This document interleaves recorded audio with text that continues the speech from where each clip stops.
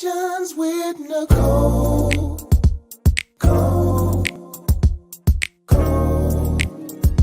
Conversations with Nicole. Let's talk about it. Tell me all about it.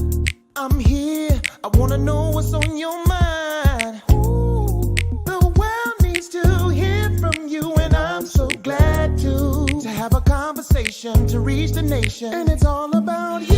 We'll help each other to discover innovative ways to positively change the world. Let's talk about. Let's talk about. Yeah. Let's talk about conversations with Nicole.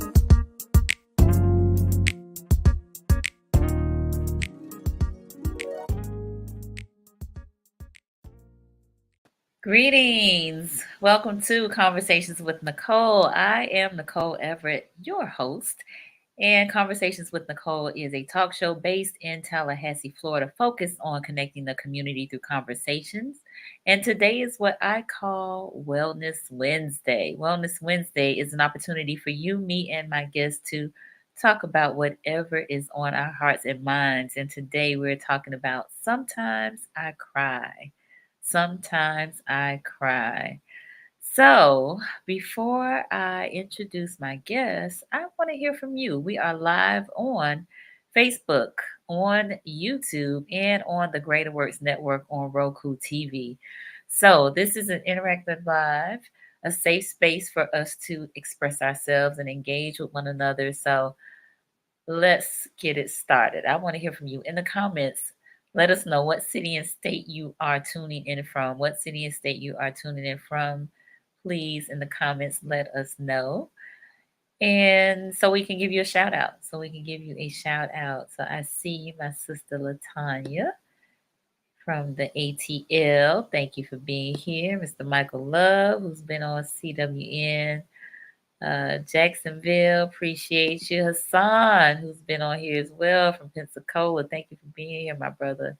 And Miss Tracy Golay in Tallahassee, thank you as well.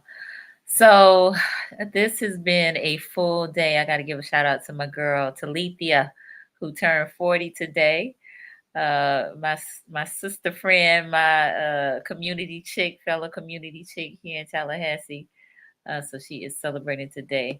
I see you, Mr. Jerry. Greetings here in Tallahassee. Thank you for being here. Miss Brenda Rittman in Mount Dora. Thank you for being here. And my mom in Miami. Thank you, Mom. Appreciate you.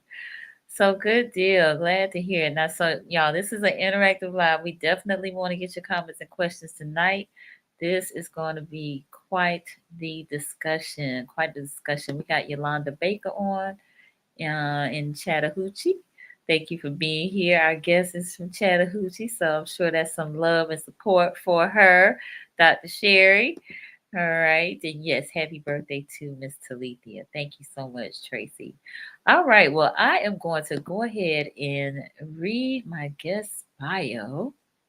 Dr. Sherri Sutton-Johnson serves as, the Education Unit Director for the Florida Board of Nursing.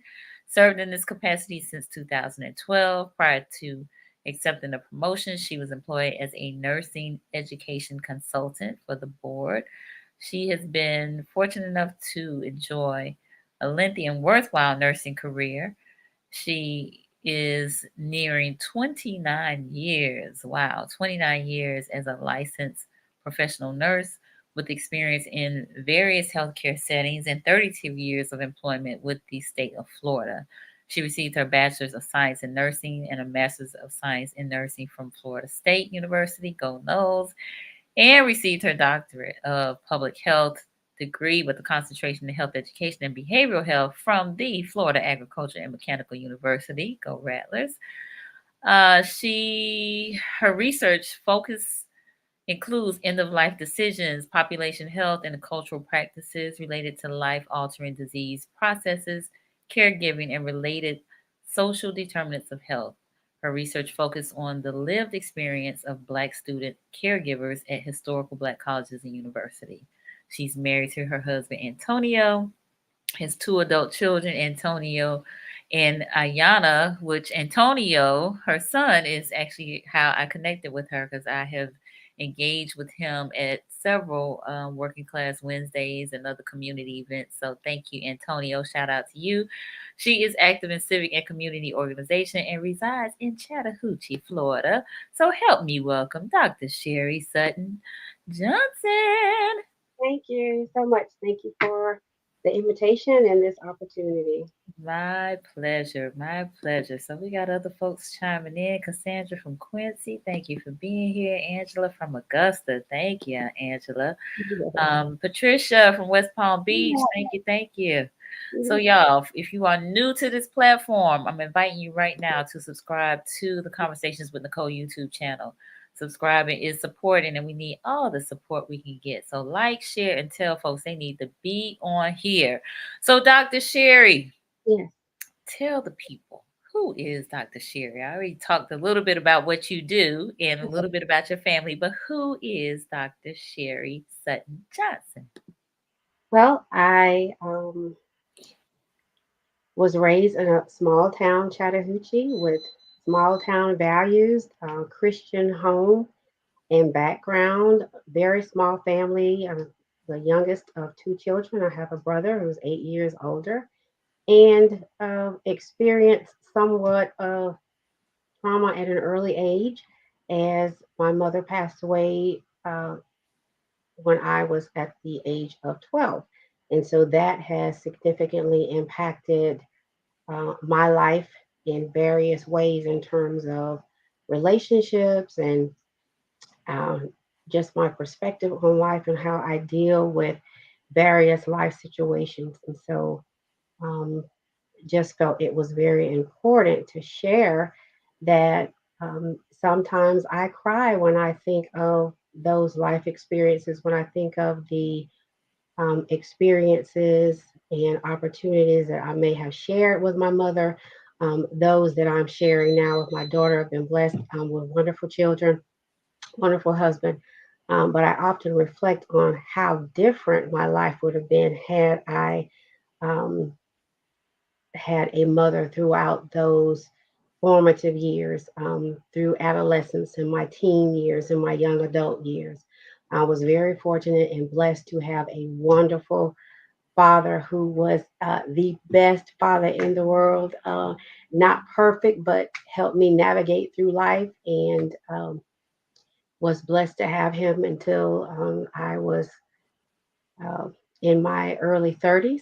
And so I attribute positive outlook and the drive that I have and the love for life to many of the teachings that I gained from him, and just wanting to reach out and communicate with others that it's okay to not be okay, and that sometimes you are going to have moments where you're reflecting on some sad moments, and it's okay to cry. It's okay to express those emotions and not be ashamed of those emotions. We're human, and so we're going to have human responses to varying life experiences.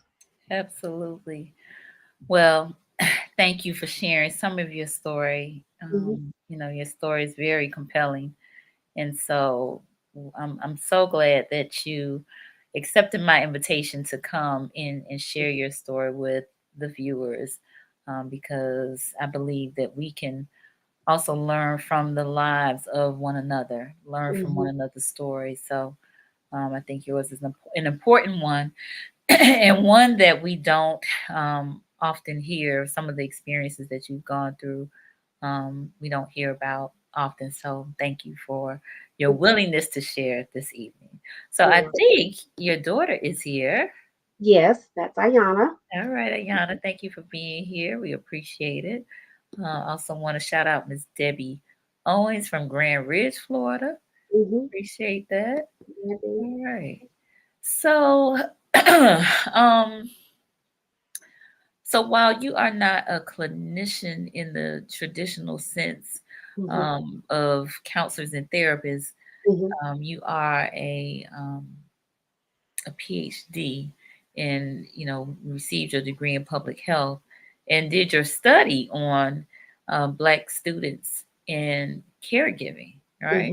Yes. And so I'm really curious around what prompted you to do your study on that. Well, everything that I focused on has come from my point of reference as I grew up navigating through the grief process and how Mm-hmm. that impacted my goals and what I wanted to do, how I wanted to impact others. And so I have been a registered nurse for quite some time, but I've been in workspaces, in classrooms, and I was a school health nurse for 11 and a half years in Gaston County. And so I was exposed to children as well as adults who had suffered losses. Some of the children had suffered losses of parents. And so it was interesting to live that experience through them. I could relate to a certain extent because sometimes they would be very angry and would not know how to express that in a positive manner. They would act out in the classroom. And then as I matriculated through graduate school, I had a few classmates who were taking care of um, parents who had life altering conditions. Some of them lost parents during that course of time. And I witnessed firsthand how that interrupted or at times halted the progress Mm-hmm. because they were balancing full time careers, this educational aspiration, as well as taking care of other family members and also fulfilling professional, civic, personal obligations. And so it was very difficult um, at times for them to resume a sense of normalcy because they were so focused on this caregiving aspect of their lives that it absolutely consumed their lives. And Mm-hmm. so, if they fit, some of those who I actually interviewed during the course of my research felt like they were alone, that no one else would understand what they were going through. And so, in the process of focusing all of their efforts and all of their energy on the care recipient or their loved one, I found that they neglected themselves, they neglected their health, they made poor nutritional choices, they were not resting adequately, and were afraid and in some cases ashamed to acknowledge the fact that they needed help, didn't know who to reach out to. There were very limited, if any, resources on campus to assist with folks who were caregiving. And so it was a very difficult process for them. And many of them did not complete their educational goals because they were focused on providing care. And then after that care experience ended, either uh, in the death of that loved one, or if the care improved, or if they absolutely just could not continue, and someone else in the family or they had to make the decision to place that loved one in the facility, it was still very hard for them to resume normalcy because they were so focused on that caregiving aspect that they really just lost a sense of themselves and didn't know how to um, reach out and say, "Hey, I need help," to pull back and to ensure that I'm not losing myself and Mm-hmm. that I need help. I need someone to help me. I didn't, those folks didn't have community Mm-hmm. actually realized the depth of what they were going through. And so it really interrupted that life process and impacted relationships on varying levels. So, because of your personal experience, you could Hmm. relate to this Yes. this specific topic. Hmm. So, if you don't mind, you just give a little bit more about your personal experience. Okay. You mentioned that your mother died when you were a Well, child, well. 12 years old, Hmm. and it was you and your dad. And while your dad did a good job Hmm. of, you know, did the best he could with raising you. It was difficult for you. Yeah, it was very difficult. Um, so many things were occurring at that time. I turned 12 Hmm. on June 12th, Hmm. entering the puberty phase. My mother passed away on August 21st. And so I remember people coming to the house. I remember people talking, whispering, but not really communicating with me what was happening. The night before she passed, my father came to me and said, I don't know how much longer your mother is going to be here with us, and I want you to be prepared. And so you have to remember that this was 1980. And so there was not a lot of research on how to communicate with your children, let alone anyone else related to cancer and what may happen if we're not able to um, slow down the advancement of the disease. There was somewhat of a stigma related to cancer diagnosis. Hmm. However, adults just didn't communicate with children about these things. And so my mother fell ill, didn't really understand what was going on, and then she passed away. I assisted with some of the plans, helping to pick out her outfit, um, helping to pick the casket. My brother and I, my father wanted us to be a part of that. I remember it being a very busy time, so it wasn't really a time where you could just reflect on what was actually happening. I remember being at the funeral home and viewing her body and kind of in a sense of shock. Hmm. And someone coming up to me saying, "Oh, this is so wonderful. You all are really strong children."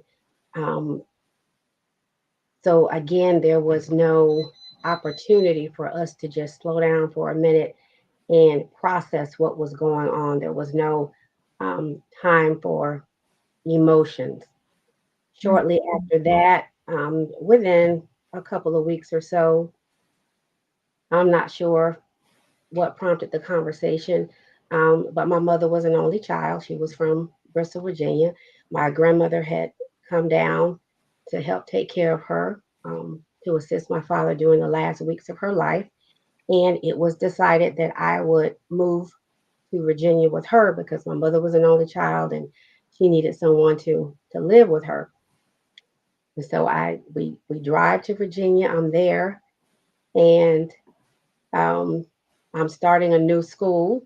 And even though it's not completely foreign, because every summer, we spent in Virginia. My grandmother would come to Florida for Christmas, but we spent every summer there. So we had established relationships, but it was like everything was just thrust upon me. I'm moving to a different state. I'm moving away from my father. I'm moving away from my brother. I'm having to attend a new school. So that means I'm making new friends. Um, I'm going to a church that I've gone to for years, but now, I'm going to be a part of this new environment. And so things were happening and I didn't quite understand, but still there was at, not at any time did anyone say, how are you doing? Or if you need to cry, you can come sit with me. We'll talk about it. I know you've experienced this loss. None of that happened. And so shortly after that, and so I did mention that I'd entered puberty stage and I'd started, my menses had started, and then suddenly everything stopped. And so elderly folks automatically thought the worst, when Hmm. that normal process ended. And so I was taken to the doctor, and my grandmother was explaining that, this has happened, and she was very worried. And so the doctor asked her, I remember him asking her, has anything different or anything um, traumatic occurred in her life over the last few weeks or so? And then she started to explain that, her mother had cancer. She passed away. She moved here to Florida. She started a new school. And I remember hearing him say, my goodness, that is enough um, Hmm. for her to have a breakdown. And so he said, it's a wonder that she's actually able to function. Mm, So that was, I remember that being maybe the first acknowledgement that, something had happened, mm-hmm. and there probably needed to be more attention focused on what I was actually going through. But, um, you know, first order of business is survival. And so you are really doing whatever you need to do in order to make it through the next day. Mm-hmm. And so to fast forward a year later, I didn't cry until that following August. Wait Um, a minute. Hold on. You yeah, didn't cry no, I didn't cry until the next year? the following August. Wow. I was taking swimming lessons. And this particular day, there were days that I felt down, but didn't really know how to acknowledge those feelings and deal with those feelings. Mm, Everyone else was happy. None of my friends had gone through what I had gone through. So I felt like it was no sense in um, opening that up because no one would be able to relate to what I was going through. And so I kept that inside. I couldn't talk to my grandmother about it. She, constantly talked about my mother and, how she missed her. And I didn't want to upset her. And so I was at this swimming pool, and the swim instructor was trying to teach us how to kick. And for whatever reason that day, I couldn't do it. And I remember being so frustrated that I started to cry. And when I started to cry, it was like I released everything. So I cried literally for a couple of hours. And mm. I was there with one of my friends and her mothers. And so um, as we were getting dressed, I could hear her over in the corner talking to the swim instructor and explaining to her what had happened the year prior, and that, this, for her not to take this personally, this didn't have anything to do with her. That this is what I was needing to do in order to get this release. And so as we walked from the pool to home, in the process of those 30 minutes or so, after I'd had this maybe 2.5 hour release, Mm. then my friend's mother said, "Now we're not going to tell your grandmother that this happened because we don't want to upset her." And so that signaled to me that that release, that expression of emotion, was wrong. It wasn't the right thing to do. I shouldn't have done that. And I felt a bit ashamed because I had allowed myself um, to release in that way, to release my emotions in that way. So there may have been 3, 4, 5 months afterwards before I actually cried again, and in secret, because I didn't want anyone to know what I was experiencing, what I was thinking. And Wow. so, that was the pattern for years. Um, and I can remember as I entered high school, there didn't have to be anything going on. No one necessarily said anything that was derogatory, but during those times that, I had those blue moments, I would just cry and seemingly for no reason, and no one can understand, what is going on. You know, she's crying again. And then as I entered college, I began to kind of control that a bit, but it manifested in um, stomach upset, frequent headaches, because I was not dealing with that internal pain and releasing that. And so it was manifesting in physical symptoms. Wow. Wow. Wow. Wow. Wow. So, we have had conversations on grief, and just the need for us to grieve. Like we don't Hmm. really grieve properly. And here you are, a child, Hmm. not grieving or crying until a year after your mother passed away. Yes, And then being told we're not going to tell your grandmother because we don't want to upset her. right. And so now, as a result, you're thinking that this expression of emotion is something, there's something wrong with it, something out of Yeah, order with yeah, it. So now you're kind of sneaking to cry right. because you don't want to upset your grandmother. Right. which is now causing you to, it's affecting you physically. Right. And I felt what life was out of control. I had no control over anything Mm. except what I ate. I could control if I ate, when I ate, how much I ate. Um, and so I found comfort in that. Um, but I would eat, then I would feel terrible about what I had eaten or even the fact that I had taken the time to take care of myself. And so I started to purge what I ate.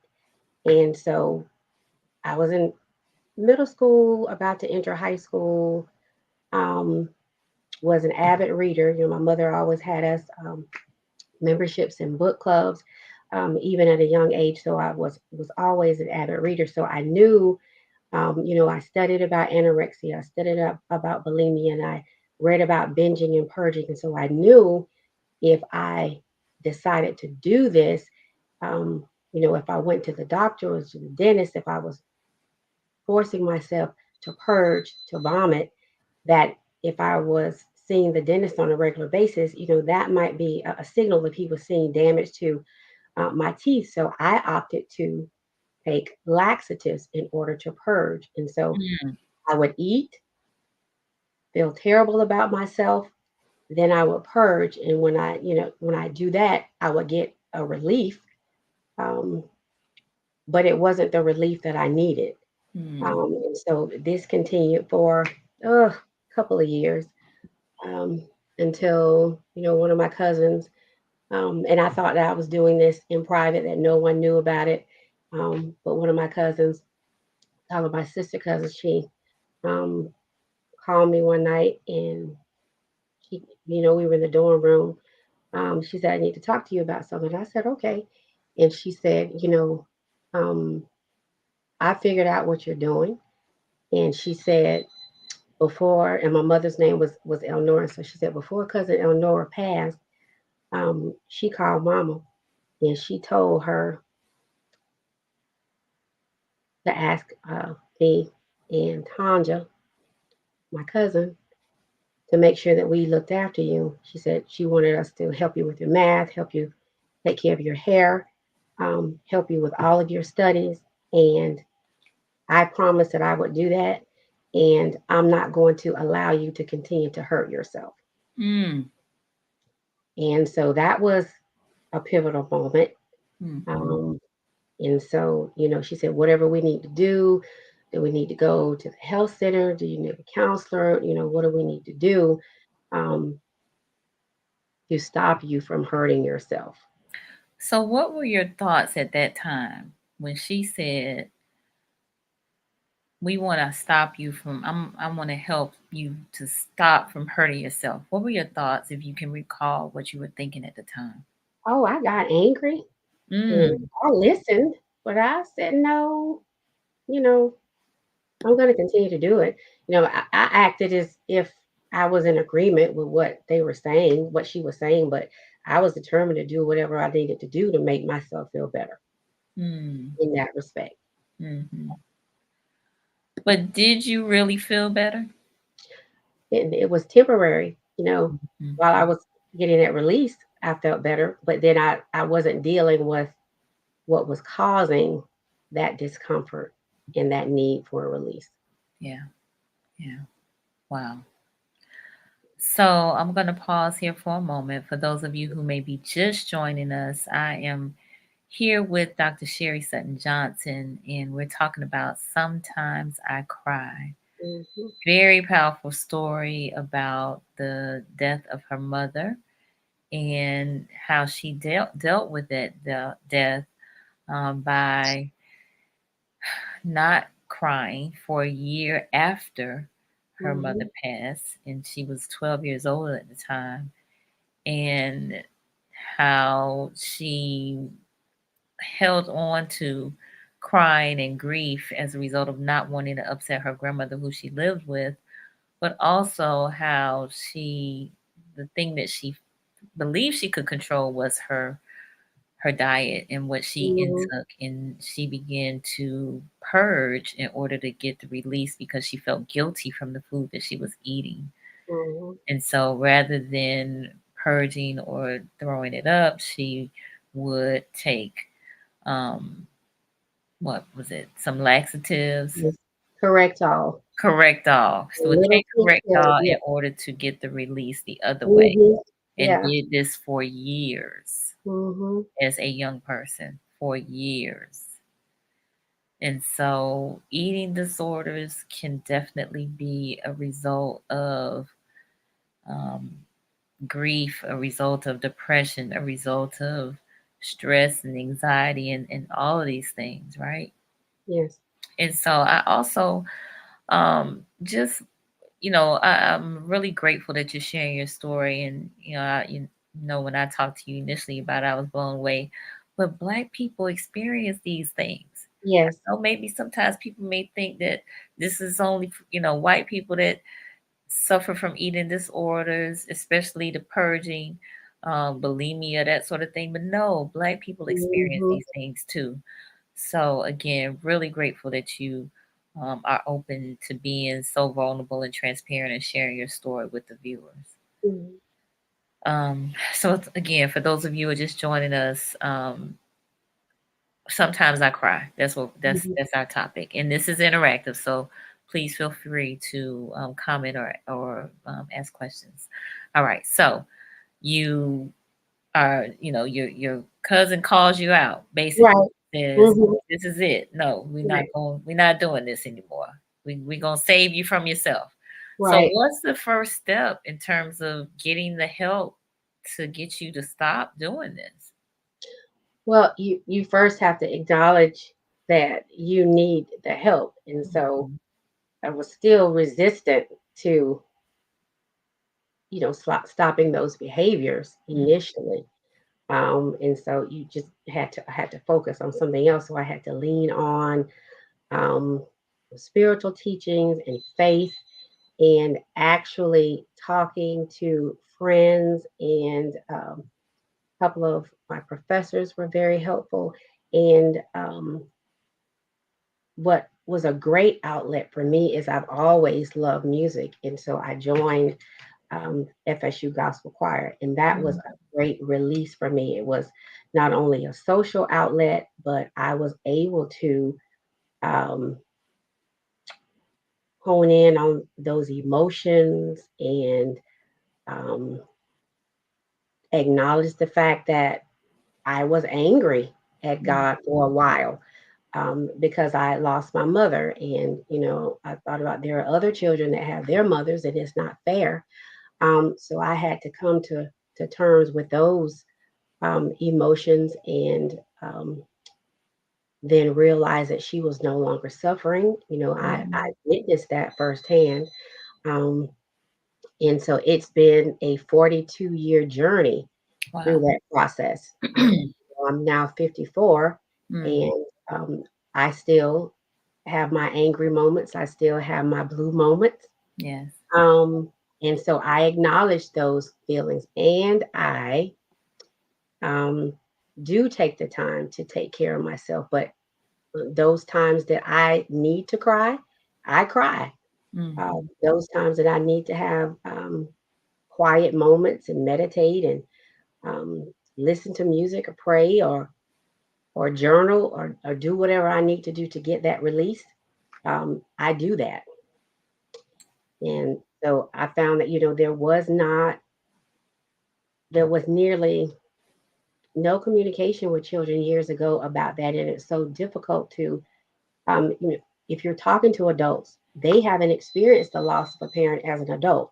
So it was very difficult for them to relate to what you were going through. And so you're having this identity crisis at this young age. You don't know what questions to ask. You don't know who to go to. You don't know, well, if I tell them this is what I'm feeling, are they going to share this with someone? So, you were dealing with all of those unknowns, and that's what made it much more difficult to deal with.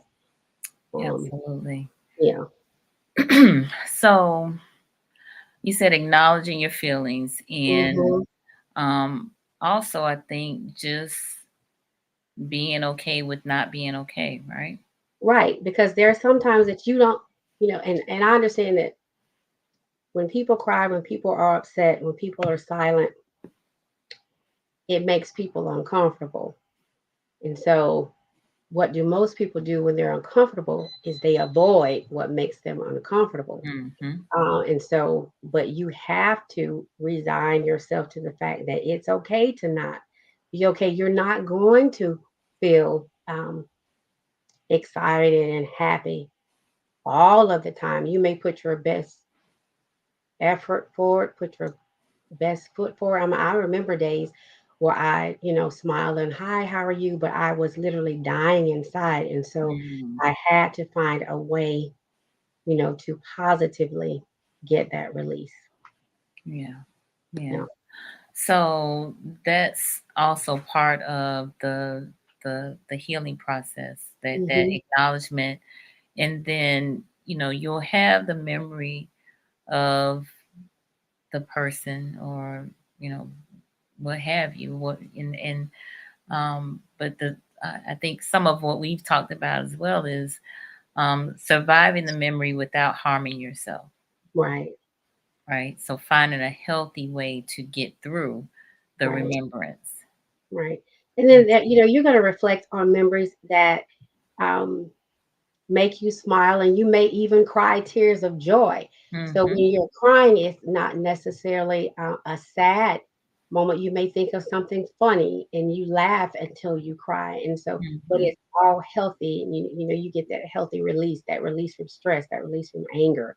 Right. Um, so, it's therapeutic, but you just have to recognize that you need to go through some of those valleys um, in order to be able to survive and to be able to share your story with others, because there may be others, I'm sure there are other children, there are other adults who may have had similar experiences as far as not knowing how to cope with the grief at an early age, and um, that may have carried over into some of their lifestyle choices.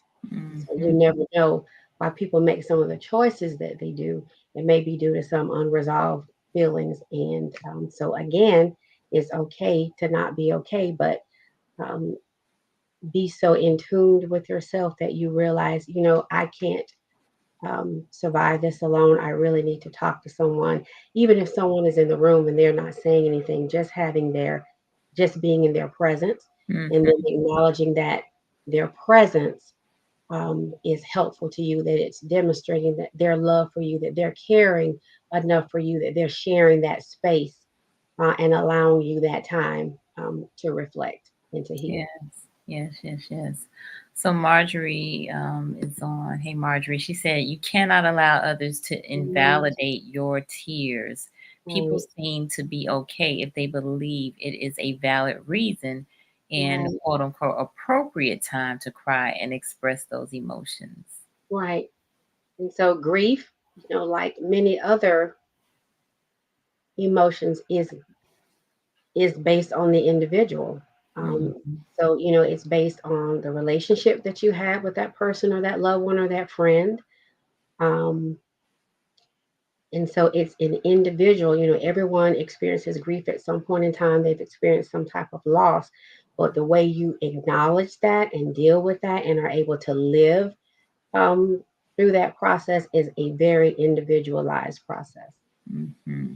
For sure, for sure, for sure. So, um, did you go to counseling eventually? I did not. Okay. And that was probably um, very detrimental. It's not too late for Mm-hmm. me to seek counseling, but I think that I was fortunate to um, have been in the circle with a lot of my mother's friends. My mother was an educator for 32 years, Mm-hmm. and so many of her friends and colleagues saw me grow up. There's still a couple of her colleagues that are still with us, Mm-hmm. and send me pictures. They said, I don't know if you remember your mother, but they send me pictures of her. They Right. have captions of things. Um, there are people who walk up to me and say, your mother was my fifth grade teacher. Your mother was my first grade teacher, and they're smiling. I had one person say, I knew you before you knew you when your mother was about to have you. She shared with us that she was having a baby and when you were born, we walked from the school to the house so we could meet you, Right. things like that. So things like that have really put into perspective. She obviously positively impacted others as a teacher, as a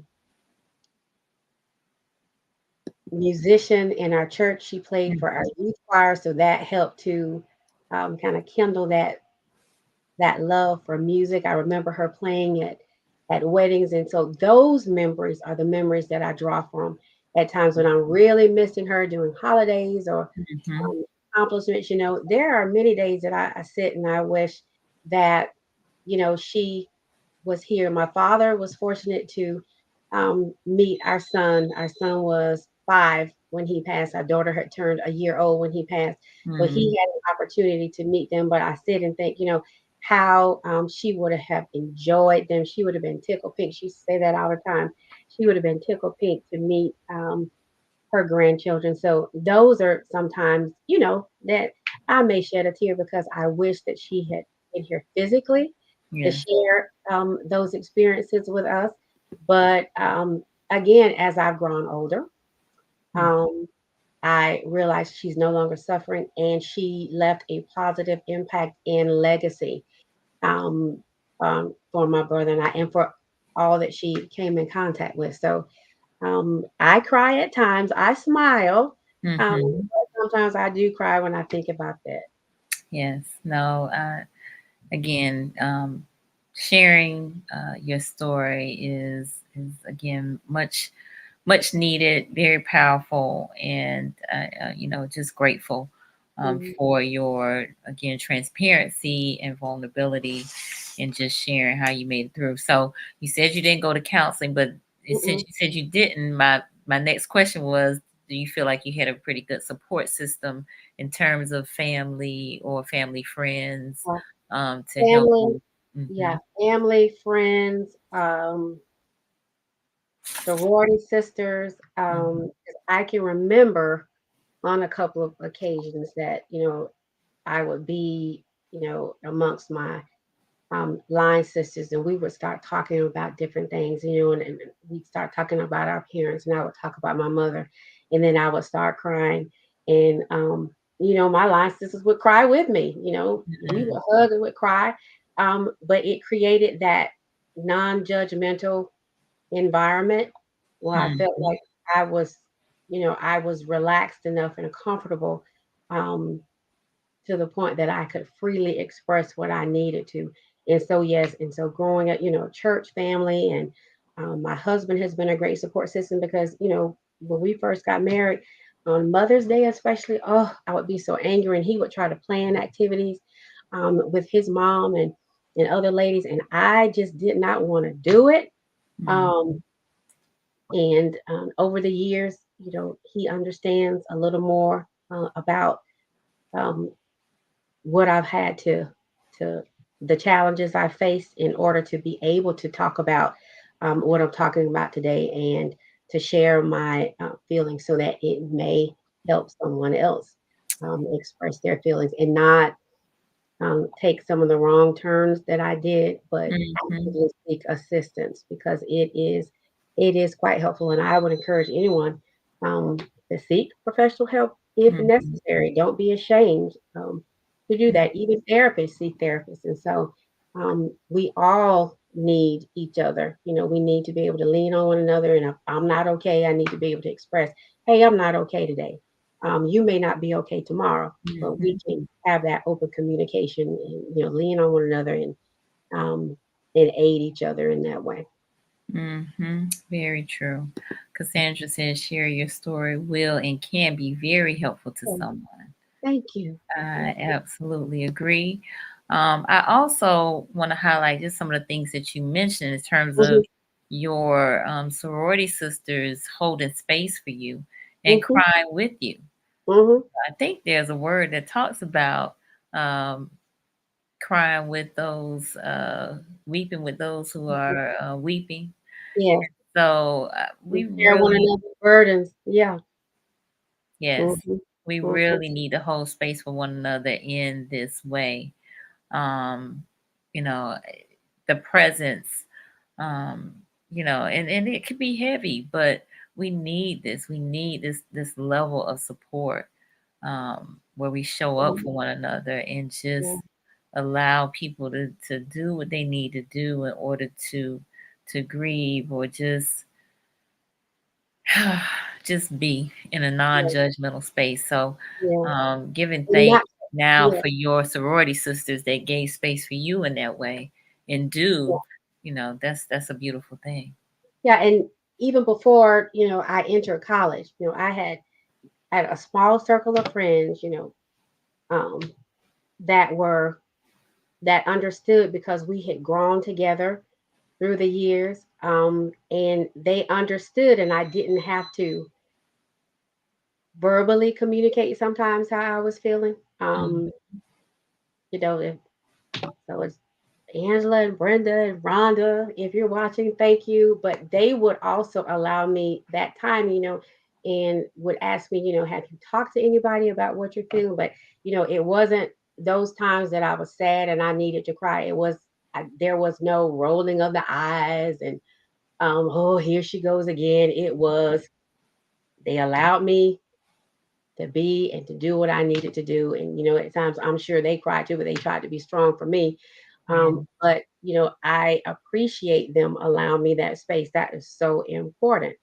And you know, fast forward, some of my friends have lost parents, lost their mothers during adulthood, and it's been difficult. But my advice for them is to just acknowledge your feelings. When you're sad, be sad. When you want to reflect on the happier times, do that. But you've got to be able to acknowledge the times that you need that space, to cry and to mourn and to grieve. absolutely. So my beautiful friend Belinda says, I had a friend who helped me get through Thanksgiving by cracking Oh, nuts and listening while I cooked my mom's recipes while oh, fighting tears. And she's talking oh, about me. So, oh, yeah, wow. I love you, boom. So, yes, we have got to hold space for one another. Hmm. So we gotta do that, y'all. We gotta do that. We gotta do it. I can't stress them enough. Yeah, And then not being ashamed of your feelings. yeah. That's a huge component because and not allowing people to tell you how you should feel and how you should react to something. Mhm. Again, grief is an individual process, and Yes. and you may progress through the stages of grief, but there are triggers. So there may be a holiday, there may be a birthday, there may be a song, there may be an aroma from a Mm, favorite food that mhm. causes you to revert to an earlier stage of grief. So it's really been a lifelong process for me. Yeah. Um, and it's going to be a continual process of healing. But again, acknowledging those feelings is um, uh, your pathway to healing. Mm, indeed. Indeed. No, very well said. Very well said. So, um, I know you mentioned music being, Hmm. one of the uh, techniques or tools that you have used to help you um, Hmm. get through some of those times. Anything else that you kind of use, and being with friends and family, Hmm. Hmm. maybe reflecting on some of the good times, the happy Yeah. memories, that sort of thing. Yeah. And I write notes on Sure. post-its and whatever Okay. I can find. And sometimes I'll go back. And I love books. I look through books and I'll see a note, or I'll see something that I've written, and I'll say, "Oh, that was really profound." But it was. a time that I just sat down and wrote what I was actually feeling, wasn't worried about grammatical errors, just wrote, Mhm. um, out of those emotions. And so that's been helpful. Actually going back, reading some of those things, and then aligning it with what I'm going through present day. So that's been helpful. Nice, nice, nice, nice. Oh, that's great. So I'm gonna pull the audience in if you don't mind, just for a Okay. moment. Um, of uh, I don't even know how to really frame this one, but I guess what have been some of the things that you all have done to help you um, grieve or get through a tough time with the loss of a loved one, or just we've talked about grief also in on previous shows from the standpoint not necessarily in death, but also just life happenings, life occurrences that have been disappointing or that have been hurtful or caused you to be sad, and how do you deal with those things? We actually have a few comments, but in the meantime, I'm gonna read the comments. But if you all want to respond, please by all means do so. All right, Angela Owens, she says, I "Love know. here." Yes. Yes. Mhm. Yes. Yes. I needed to just see her and make sure she was okay. She told me she was okay on the phone, but Mhm. I needed to actually look at her for myself to make sure she was okay. Yes. So Love you Angela and too. Brenda, those are your Yes. friends. Yeah, so Sherry drove 6 hours to see me one day because although we talked, she wanted to lay eyes Lay on. my eyes on her. Yeah. Yes, nice, nice, nice. So we got L Trumpet says, Dr. Sutton Johnson, what approach would you recommend to parents preparing a child for the potential loss of a parent or loved one? That's an excellent question. I would just recommend that you be be honest. You don't have to disclose a lot of gory details, but just be honest. If the child asks you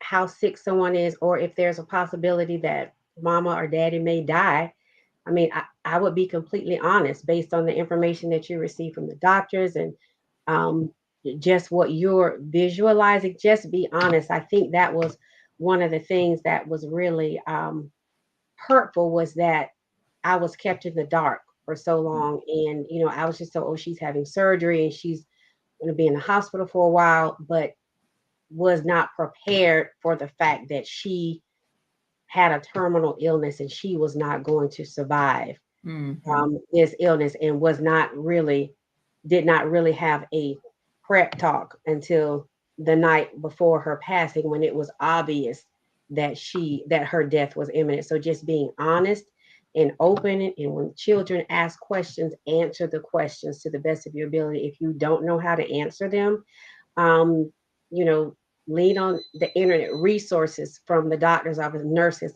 Most doctors are there. They have professional nursing lines that are open 24 hours. Have them call and speak with a professional, someone who can actually provide the information in plain language in a manner in which they can understand it, um, and kind of take that pressure off you. But be honest when they're asking these questions. Don't make up stories about this is going to happen and that's going to happen. Be honest, um, honesty, and be consistent with what you're saying.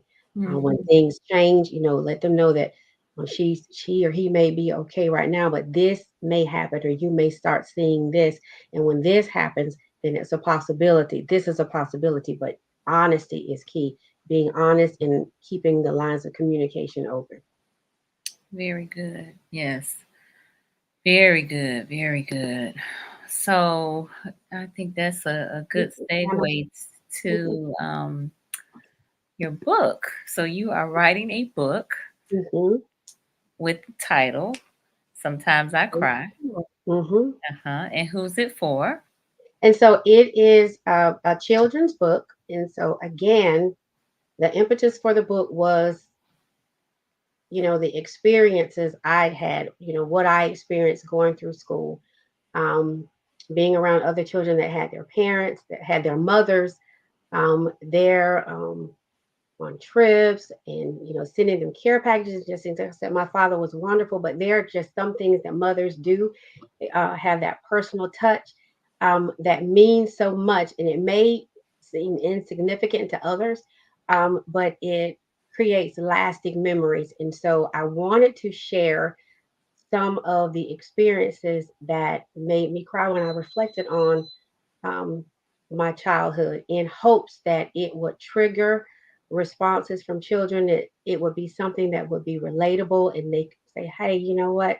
I'm missing my mother, and sometimes I cry when I think of this, or I wish you were here. And it's okay for me to cry and have those feelings. Those are normal feelings. We're human, we're not robots. It is normal when we experience a loss to grieve. And so I just wanted that point, um, just to be focused on what children are actually going through, because they children express grief and express losses in different ways. And so we have to um, be cognizant of some of the ways that we can help them. If you see that they're having trouble in an area, it may not necessarily be that they have ADHD or they have behavioral issues, but this is the only way that they can express the hurt, Yes. and just to focus on the children and what may make them cry, and allow them that space to cry. If they need to cry in a room, go to the clinic and have them in a room and they cry for an hour or so. They miss class, have the assignments brought over to the clinic, have them sent home, and they can turn them in at a later date. But we just got to be more in tune with children and the things that they're going to, especially since, we've been impacted so greatly by the COVID pandemic, and many children all over the country, all over the world, have experienced the loss of parents, and so it's just very difficult for them to express that loss. We've just got to create an environment that they feel comfortable in releasing that emotion. Absolutely. That's a very good point. I think we do are forgetting that there are a number of children that have lost parents or caregivers, for that Hmm. matter, Hmm. during these past 2 years, and so Hmm. um, they may be wrestling with how to express themselves or trying to process what has happened and what's going on, and not really fully understanding. So I'm really um, glad that you have chosen to write a book that Hmm. focuses on them. Hmm. Anna said, yes, more in tune with the children. This book will be a great source. Yes, Anna, we Hmm. agree. So definitely will keep folks aware of when it is released. My cousin Denise said, my mother passed away when I was 35 and I'm 63 now, Hmm. and I still cry and I call Yes. my daughter and she will come over every time. Yeah. Thank you for sharing that. Thank you, Yeah. Denise. And It's that's the comfort. Yeah, she feels comfortable, and she mhm, allows her that space to just cry, and not try to halt that process, because a lot of times, because people are uncomfortable, they mhm. think, well, don't cry, it's going to be okay. You're okay. But you need to have that opportunity to cry and to get that out. And, that's healthy for you to release those emotions. Indeed, it is. Yeah. I'm gonna poll my audience here. How many of you will give space or have given space to somebody that is grieving? If you will, just raise your hand, give me a thumbs up, a church finger, or something. How many of you are willing or have given space to someone who is grieving? Just let us know by a raising of your hands. All right, we're getting some folks saying that they're proud of you. Oh, thank you, babe. Hmm. AJ and them. Mark Smith, thank you for your Thank you. testimony, My Dr. pastor. Oh, wonderful. Thank you, Pastor, for being on here. Hmm. All right, so we do have a few people saying yes, they have held space or hold space for people. Appreciate you for doing that, because again, that is something that we really, really need to be doing. And if that's not your ministry, fine. Hmm. And if it's something that you need, then find somebody that will hold space for you. Because again, we need to be releasing um, Hmm. grief. We need to be releasing this sadness because it can manifest into something else Mm-hmm. physically that can Yes. be really very detrimental to our bodies. Um, yes, we'll hold space for Yes. our students. Thank you, Michelle Bailey. My Appreciate line it. sister. It's your last sister. Okay, My well, cousin Faith. wonderful, wonderful, wonderful. Thank you. We appreciate that. Thank you all. Mhm. Yes, wonderful story. Much Thank needed. you, Sister Brother. My sister. Nice, nice, nice. So you got all your supporters here. Mm-hmm. Great thing.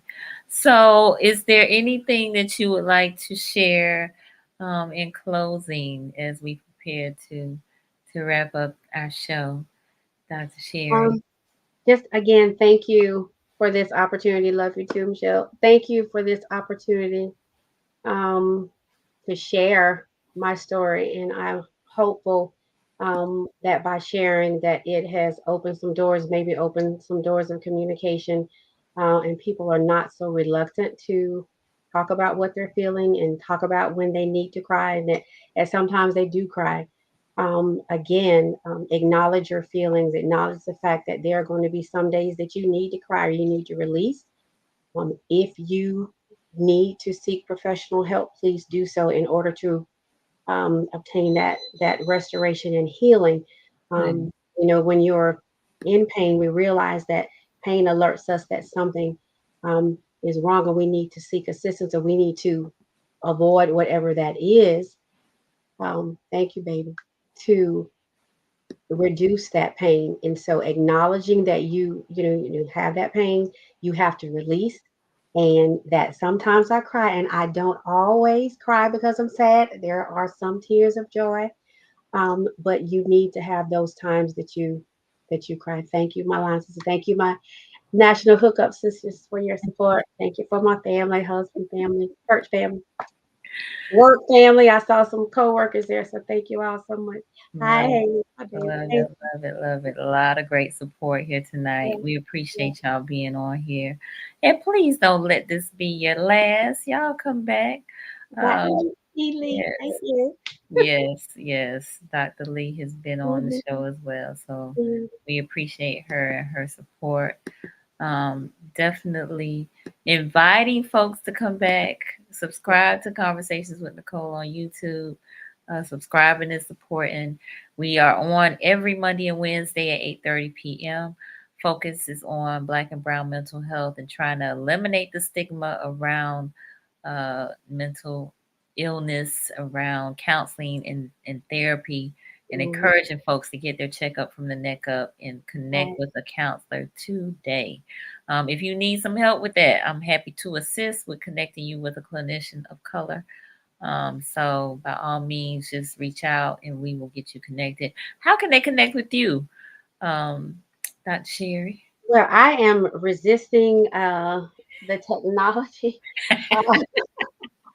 Uh, All right. Well, we're usually, gonna get you. We're gonna yes, get you squared away, and then we can share the information, yes, especially once you get that book ready. yes, yes, yes. Early spring, early Early spring. spring. All Yes. right. So we'll circle back and get your information out so folks Okay. can connect with you. All right. Thank you. You are Thank welcome. you. Sister Turner, thank Yes. you so much Yes. for your support. Yes, Yes, Marjorie, to see the healed individual on the other side of it is refreshing. Thank you for yes. sharing. Thank Yes. you. Thank you, Marjorie. Yes. Glad you did this Thank book. you. Healing Thank is you. Love you sacred. too. Yes. Thank you for Thank you. Love sharing. you too, Dr. Yes. Lee. Yes. Yes. Thank you for sharing. Thank Wonderful. you, Wonderful. Denise. Yes. Mm-hmm. Thank you, Michelle. Thank Yes. you. Love Yes. you too. Yes. Lots of love. Lots of love. Thank you. Yes. Thank you. Mm-hmm. Yeah. Yes. Gotta Yes. Yes. Yes. Yes. really say So, thank you, Brenda. mhm.